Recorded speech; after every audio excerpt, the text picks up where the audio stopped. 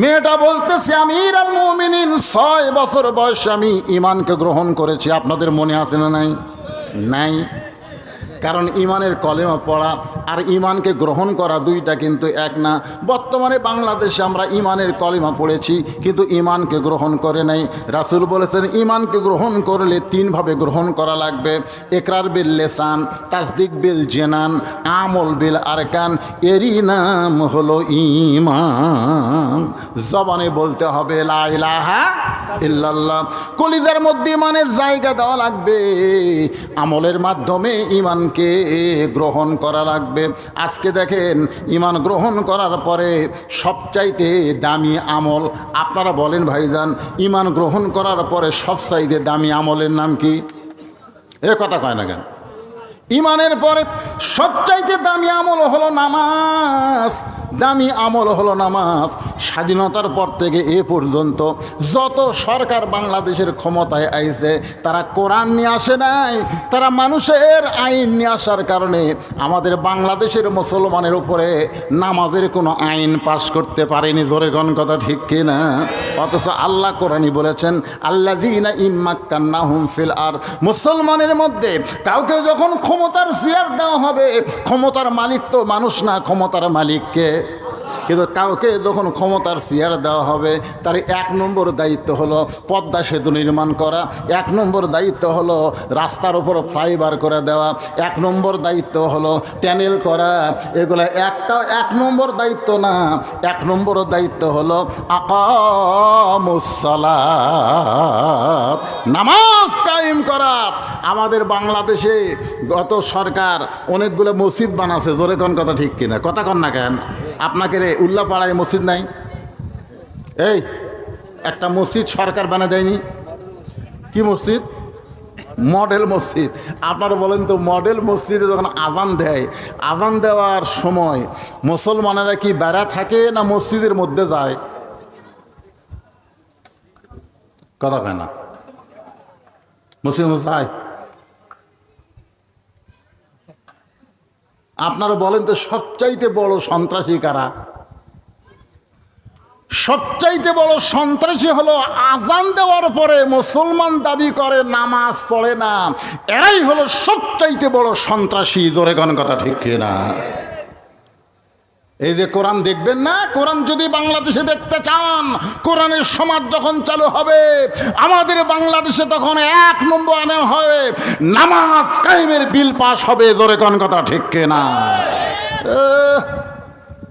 যদি সরকার আইন করে দেয় মডেল মসজিদে আজান হবে, আজান দেওয়ার পরে যে ছেলেরা বাইরে ঘুরবি একে পাশার কাপড় তুলে 5টা করে বাড়ি। কয়টা করে বাড়ি? আচ্ছা, এই আইন যদি সরকার করে তাহলে আপনার বলেন তো ছেলেগুলা কি বাইরে ঘুরবি? অন্তত পিটন খাওয়ার ভয়ে মসজিদের মধ্যে ঢুকবে। যেই মসজিদের মধ্যে ঢুকবে আল্লাহ বলতেছে আল্লাহুম্মা আফতাহ লি আবওয়াবা রাহমাতিক, তুই যখন পিটন খাওয়ার ভয়ে আমার ঘর ঢুকলি আমি তোকে রহমতের কোলে উঠাইয়া নিলাম। আর আপনি যখন রহমতের কোলে উঠলেন তখন দায়িত্ব কি হলো? ইন্নাস সালাতা তানহানিল ফাহশাই ওয়াল মুনকার। একমাত্র নামাজই পারে মানুষকে যাবতীয় খারাপি থেকে বাঁচাই দিতে।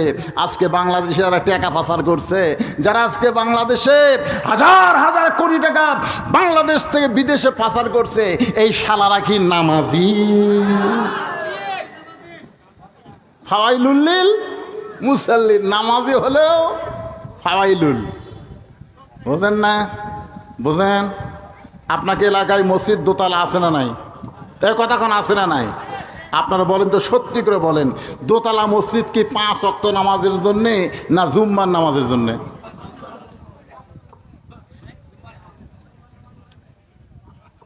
দোতলা মসজিদ যেগুলো হচ্ছে এগুলো 5 ওয়াক্তের জন্যে?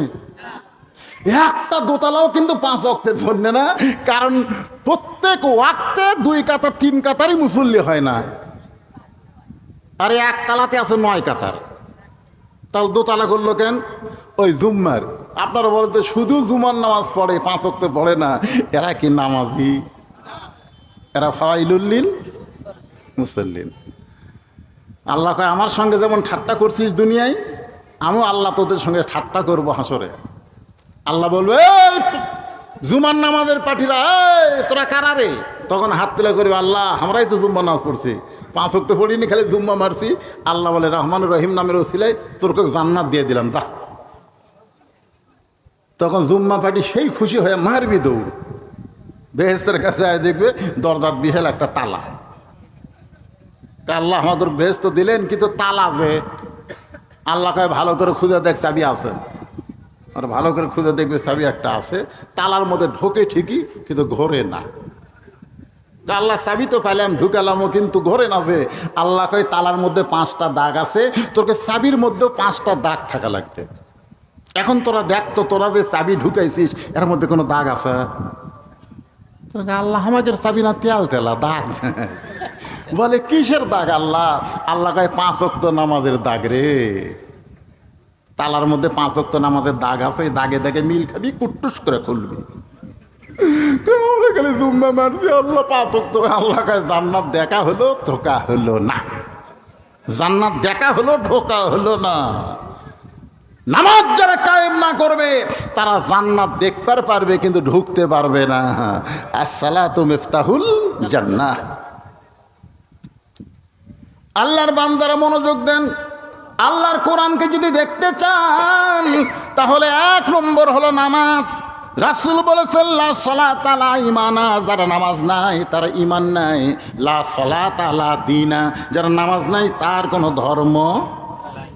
এখন আপনারা বলেন, আমার সামনে বসে যারা ওয়াজ শুনতেছেন, কারা কারা ঈশার নামাজ পড়েননি?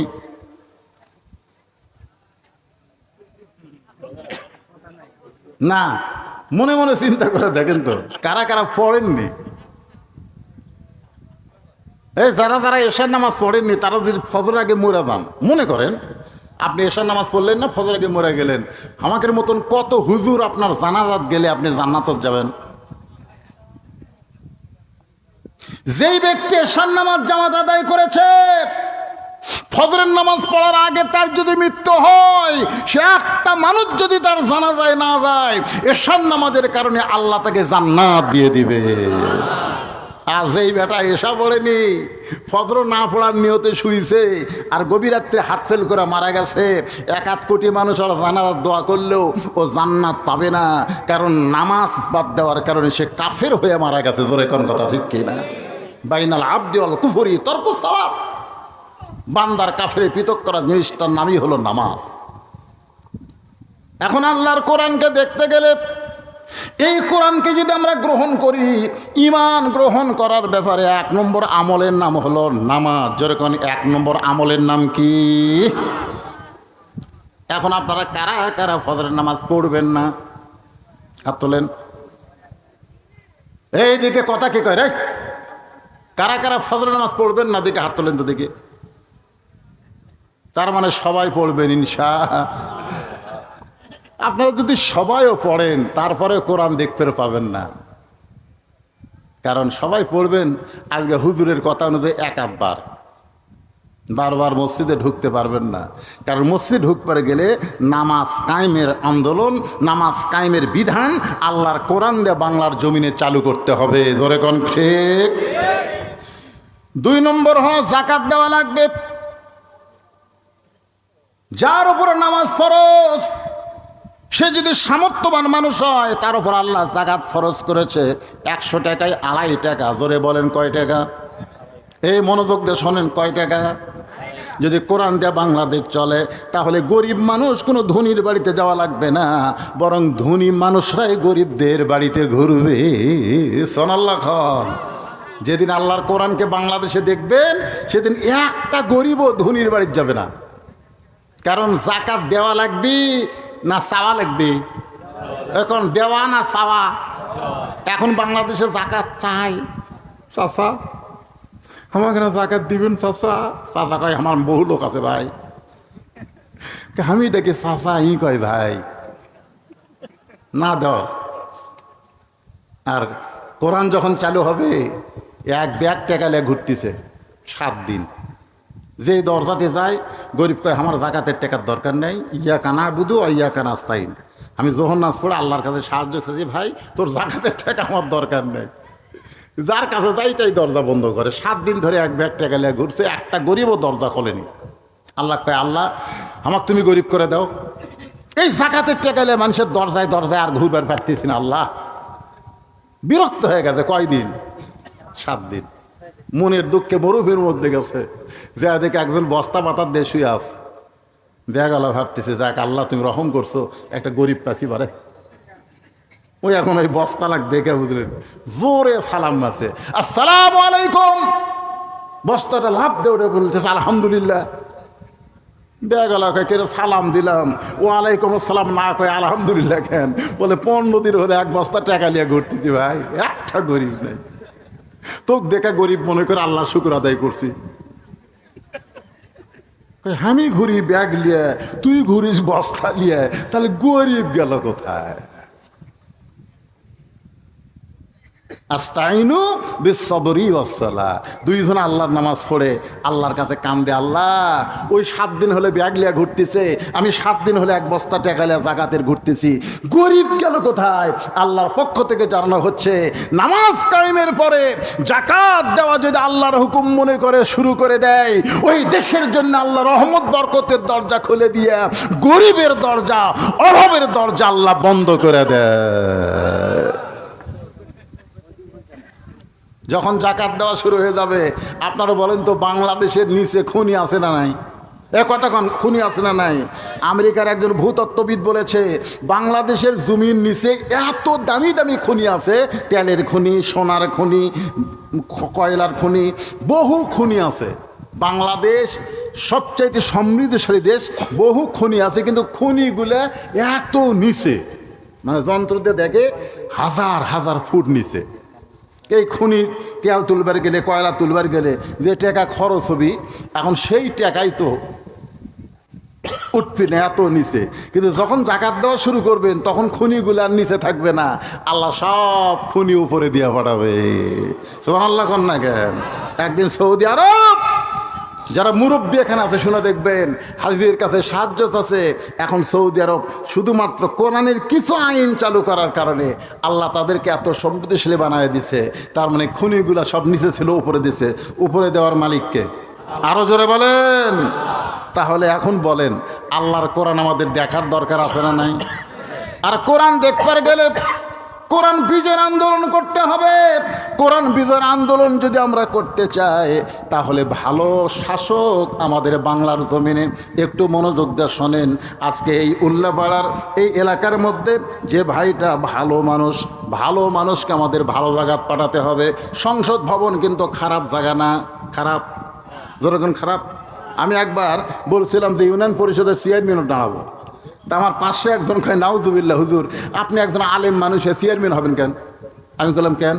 বলে ইউনিয়ন পরিষদ খারাপ, আপনি একজন ভালো মানুষের খারাপ জায়গায় যাবেন। আমি কইলাম, পাগলা, ইউনিয়ন পরিষদ খারাপ না রে, কিন্তু খারাপ মানুষকে আমরা পাঠানোর জন্যে ওই ভালো জায়গায় খারাপ হয়ে গেছে। জোরে কোন কথা ঠিক কি না? তো এখন ভালো মানুষগুলো আমরা যদি কোরআন দিয়া ওই সংসদে 300 জন পাঠাবার পারি, তাহলে কোরআন আমরা বাংলার জমিনে দেখতে পাবো। আল্লাহ পাক আমাদের দেখার তৌফিক দান করুক, সকলে বলে আমিন।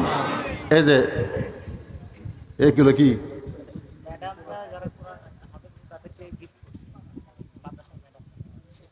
আচ্ছা আচ্ছা। আর আপনারা কি গিফট করতেছেন? বোরকা একজন না? হ্যাঁ, নাম বলেন। দেখেন দেখেন দেখেন, কোন ভাগ্যবানের সন্তান, মেয়ে কোরআনের হাফেজা হলো। আপনি একটু চাই থেকে দেখেন। আর যারা নেবেন তারা এদিকে আসেন, বলেন, নাম বলেন। আলহামদুলিল্লাহ, দারুল ইসলাম মহিলা মাদ্রাসা হাফেজা ছাত্রীরা যারা হাফেজা হয়েছে, অলরেডি কোরআনুল কারীম সিরার মধ্যে তুলেছে, 30 পারা কোরআনের হাফেজা হয়েছে, তাদের নাম ঘোষণা করছি। সুপ্রকৌশল সেই পিতারা এখানে পুরস্কার গ্রহণ করবেন। মুসাম্মদ নিজম খাতুন, পিতা আজিবুর রহমান কাছে নতুন কাছে আসেন। ফ্যানের বাতাস দিচ্ছে, আর আপনাকে স্যার বাতাস নেই, বুঝতে পারতেছে। এই বাতাসের মধ্যেও গোটা শরীর ঘামতেছে, অনেক গরম আজকে। এই গরমের মধ্যেও আল্লাহ কোরআন থেকে কিছু আলোচনা বক্তা এবং শ্রোতা সবাইকে শোনার তৌফিক দিয়েছে। আল্লাহ এই মোতাবেক আমল করার তৌফিক দান করুক, সকলে বলে আমিন। আস্তাগফিরুল্লাহ আল্লাযী লা ইলাহা ইল্লা হুয়াল হাইয়ুল কাইয়্যুম ওয়া আতুবু ইলাইহি। আল্লাহুম্মা সাল্লি আলা মুহাম্মাদ, আল্লাহুম্মা বারিক আলা মুহাম্মাদ, আল্লাহুম্মা সাল্লি আলা মুহাম্মাদ, আল্লাহুম্মা বারিক আলা মুহাম্মাদ, আল্লাহুম্মা আমিন। আল্লাহুম্মা আনতাস সালাম ওয়া মিনকাস সালাম তাবারাকতা ইয়া যাল জালালি ওয়াল ইকরাম। আয় আল্লাহ তাআলা, কঠিন গরমের ভিতর থেকে গরমের ভিতরে সেই মাগরিবের নামাজের পর থেকে রাত 12টা পর্যন্ত তোমার পাগল বান্দা বান্দিরা আরামের বাড়ি ঘুমকে বাদ দিয়া, ফ্যানের বাতাসকে বাদ দিয়া এই জান্নাতের বাগানে বসে বসে আলোচনা শুনেছে। মেহেরবানি করে আজকের মাহফিল আমাদের সকলের হেদায়েতের জন্যে, নাজাতের জন্যে, জান্নাতের জন্যে কবুল করে নাও। এই মাহফিলের শুরু থেকে শেষ পর্যন্ত যত আলোচনা হয়েছে আল্লাহ, এর মধ্যে যে ত্রুটি হয়, ভুল হয়, মাফ করে দাও। এর যে হাদিয়া মঞ্জুর করো, সোনার মদিনায় নবী পাকের রওজা মোবারকে আল্লাহ কবুল করে নাও। তামাম আম্বিয়া কেরাম, আসহাবে কেরাম, তাবিনে কেরাম, তাবিনে কেরাম, তামাম পৃথিবীর মাটির নিচে যত মুমিন মুমিনা শুয়ে আছে আল্লাহ সকলের আরো পরে হাদিয়া কবুল করে। আল্লাহ, আমরা যারা হাত তুলেছি, আমাদের জনম দুঃখনী মা বাবা যাদের অন্ধকার কবরে চলে গেছে, মেহেরবানি করে মা বাবার কবরকে জান্নাতের টুকরা বানিয়ে দাও। আমাদের দাদা দাদি, নানান আত্মীয় স্বজন, শ্বশুর শাশুড়ি যাদের কবরে গেছে আল্লাহ, কবরবাসীদের মাফ করে দাও। এই মাদ্রাসাকে কিয়ামত পর্যন্ত কবুল করে নাও। এই মাদ্রাসার মহব্বতে নগদে বাকিতে যারা দান করেছে আল্লাহ, সকলের দানগুলোকে জান্নাতের বিনিময় হিসেবে কবুল করে নাও। এই মাদ্রাসার পরিচালক, মাদ্রাসার ওস্তাদ, মাদ্রাসার তালবে ইলম যে 7 জন কোরআন হাফেজা হয়েছে আল্লাহ, তাদের সকলকে রাবিয়া বসরে ফাতেমার সঙ্গে কবুল করে না আল্লাহ। তাদের বাপ চাচাদের প্রতি রহমত করো। অত্র এলাকার সমস্ত মানুষদেরকে মাদ্রাসার মহব্বত একজন আশেক বানায় দাও। তাদের সন্তানগুলোকে, মেয়েগুলোকে যেন মাদ্রাসায় পড়াতে পারে সেই ইমানি জজবা দান করে দাও আল্লাহ। মাদ্রাসার সভাপতি, সেক্রেটারি, কেশিয়ার, মাদ্রাসার যারা মহিব্বিন আল্লাহ সকলকে কবুল করে নাও। আজকের মাহফিলে সম্মানিত সভাপতি কবুল করো, সহসভাপতি কবুল করো, প্রধান অতিথি, বিশেষ অতিথিদের আল্লাহ কবুল করো, আলেম ওলামাদের কবুল করো। বিশেষ করে আল্লাহ, স্বৈরাচারী পতনের মাধ্যমে আমরা নতুন একটা স্বাধীনতা পেয়েছি। এই স্বাধীনতার জন্যে শত শত আল্লাহ ছাত্রসহ জনতা শহীদ হয়ে চলে গেছে আল্লাহ। অনেকেই আহত অবস্থায় হাসপাতালে রয়েছে আল্লাহ। তাদের সকলার প্রতি রহমত বরকতের দরজা খুলে দাও আল্লাহ। স্বাধীনতা আমরা যেন ধরে রাখতে পারি সেই মানে জজবা আমাদের দান করে দাও আল্লাহ। কোরআন শুধু শুনবো না, বাস্তবে বাংলার জমিনে আমরা কোরআনের সমাজ যেন দেখে যেতে পারি আল্লাহ, সে তৌফিক দিয়ে দাও। সুবহান রাব্বিকা রাব্বিল ইজ্জাতি আম্মা ইয়াসিফুন ওয়া সালামুন আলাল মুরসালিন আলহামদুলিল্লাহি রাব্বিল আলামিন। ওয়াজাল আখিরাতি কালিমাতুন ইনদাল মাউত লা ইলাহা ইল্লাল্লাহু মুহাম্মাদুর রাসূলুল্লাহ সাল্লাল্লাহু আলাইহি ওয়াসাল্লাম।